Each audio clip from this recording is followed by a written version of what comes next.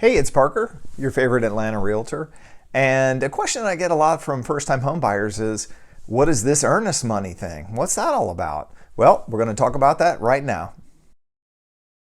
Earnest money is a percentage of the purchase price of a home that you offer to the seller as a way of showing that you're in earnest. What that means is that you're a serious buyer.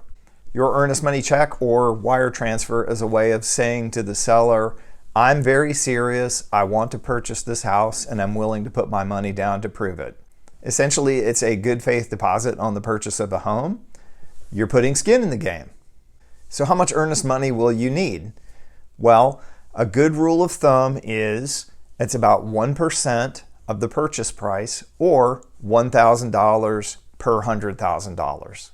So to give you an example, if you're purchasing a $300,000 home, you would generally want to put down $1,000 per $100,000, which would mean you'd put down a $3,000 earnest money deposit. Some people will offer even more just to prove that they're even more in earnest.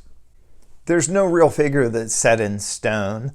The important thing is to communicate to the seller that, yes, I'm serious and I'm ready to buy your house, and I'll prove it by writing you a check today.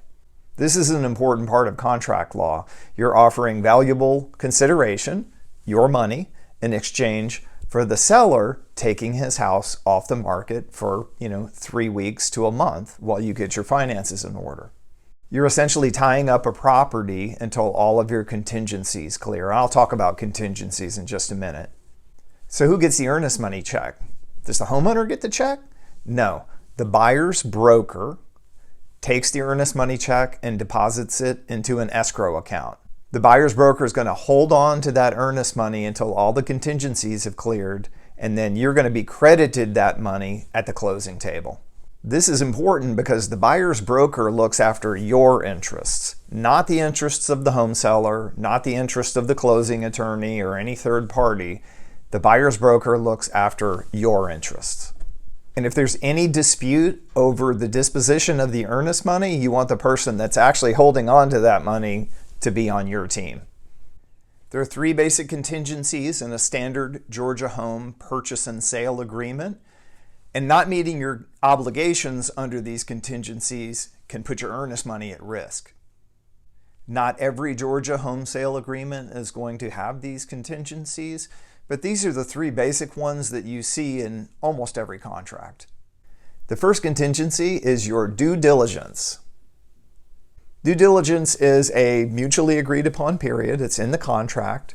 It's usually about 7 days. Sometimes it's 10, sometimes it's 5. But the point is, it gives you an opportunity to go and inspect the house, to find out what's good about the house. More importantly, for your knowledge, what's bad about the house. Is something wrong with the plumbing? Is the roof leaking?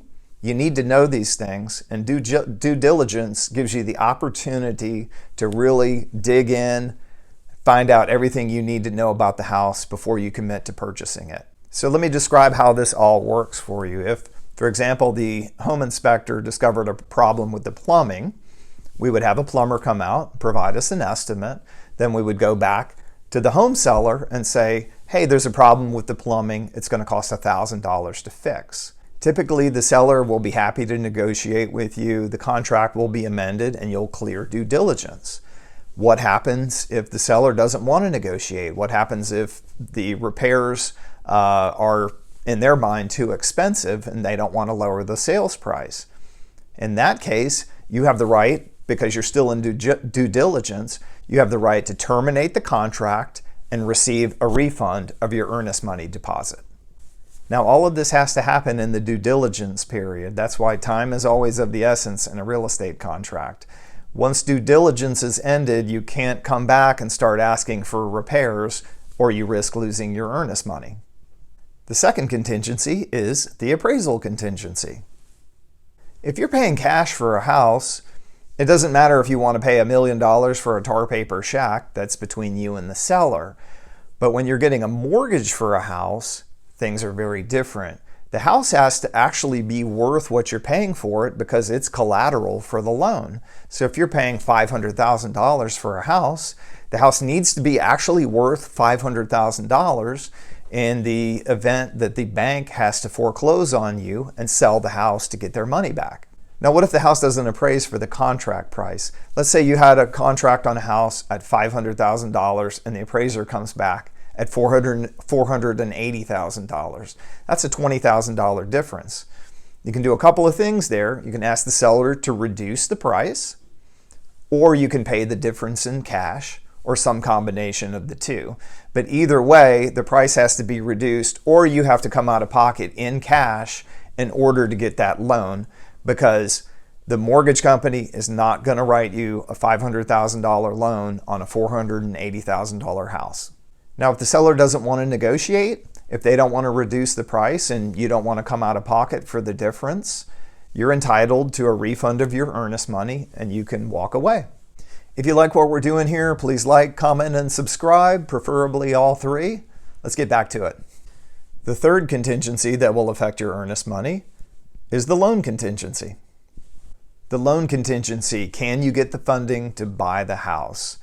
If for some unfortunate reason the answer is no and you cannot get the financing, then you're able to get a refund of your earnest money and you can walk away and the house will go what we call back on market.